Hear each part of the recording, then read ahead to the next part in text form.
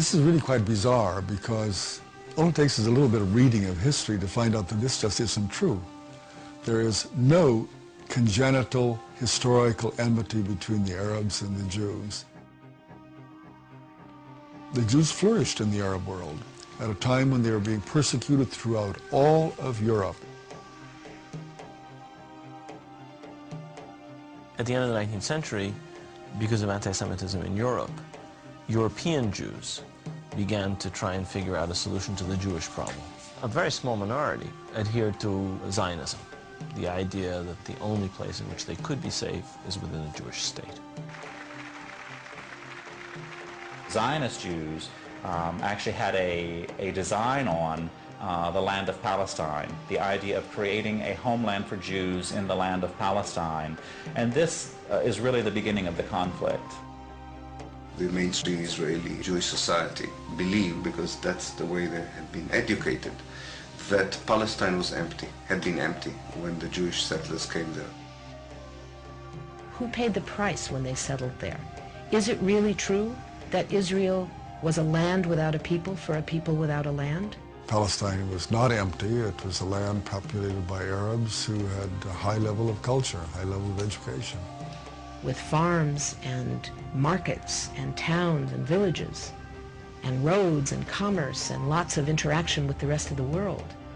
The population was overwhelmingly Arab.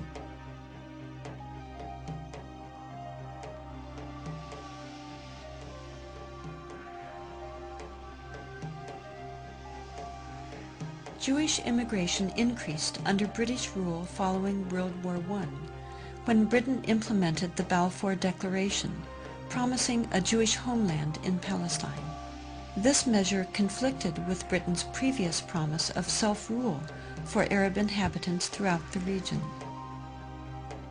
Britain was basically extremely supportive of the Zionist movement. It helped to establish all of the structures of a state. At the same time, the Arabs of Palestine were denied the right of self-determination.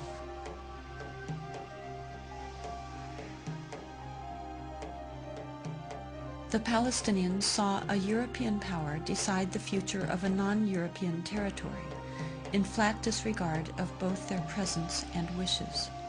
In the 1920s, as land was being stripped away from local residents, the first clashes between Palestinians and Jews began, and would continue on for years to come.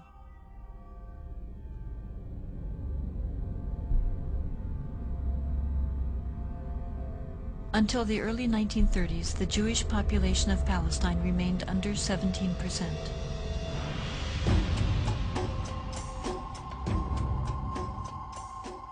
Hitler's rise to power in Germany completely changed that. In just 5 years, 174,000 Jews flooded into Palestine, doubling their population.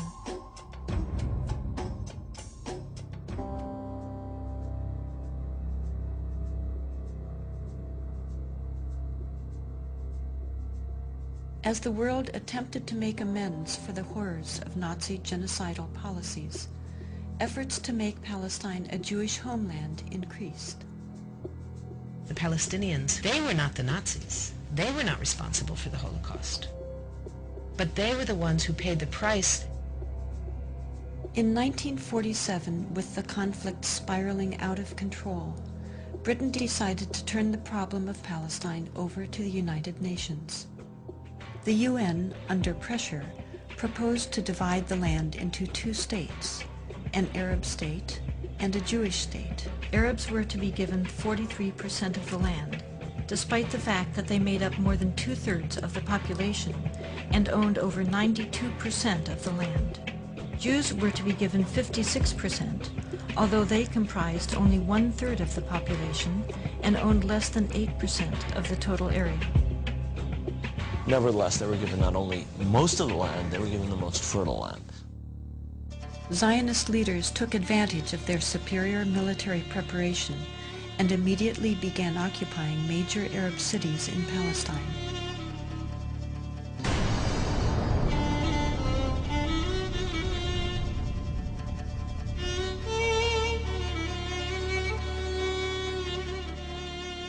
I was among the people that conquered Akov. When we were walking around, we entered a flat. There was a pair of shoes of a small child, maybe 2 years old. They didn't have time to put on the shoes, so they left the shoes and they ran away. They left everything.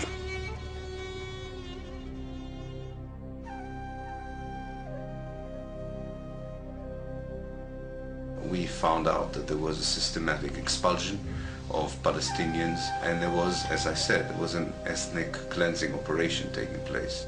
The most infamous campaign was the massacre at the village of Deir Yassin, where over 100 men, women, and children were systematically murdered. هذا البيت كان متخبين فيه أنا وولادي وأخويا موسى. مكاليف هنا معيدنا أخوي موسى مشان نتونس في الله فيه. هذا البيت. أجوا قالوا بدل ما يكون بلا بيت كنا مش كسر خبطنا الكنبلة وجينا ست صوبتنا وبنت الصواب تمسح ولادي. وكان بعد ما راحت المراكة الحالة كسروا الباب عليهم وطلعونا. بدل ما كنت لأخوي مسدبة فيه على وجه ما كتلو. وتناولت 250 ليرة من عدة. وكنت يا خواجه بس مشان الله الطالب انت كنت لسه اللي كتير انت كويس هات المصاري وبعدين كنت الحنو شو نسوي شيء كنت الحنو اجراك يا ويلي هي زميلتك على السلام تحلي وضرب لنا هو حط لك الطموسات ويكون اصلا في موسى كده حط لك 5 مليون تحت راسها.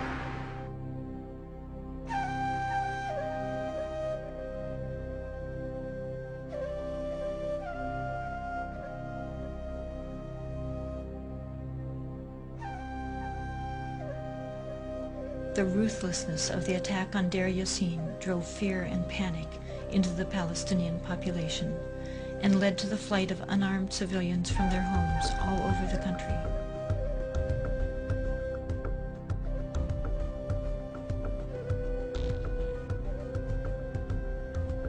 As a result, maybe 300 or so thousand Palestinians had already been expelled before the first Arab soldier entered Palestine.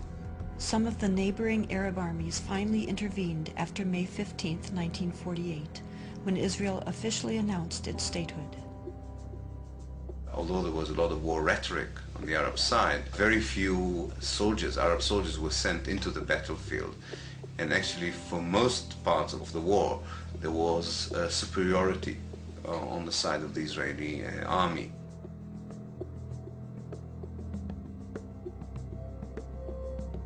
The Israeli army cleansed much of the territory and took over a large part of the designated Palestinian state. The new state of Israel encompassed 78% of the total land of Palestine.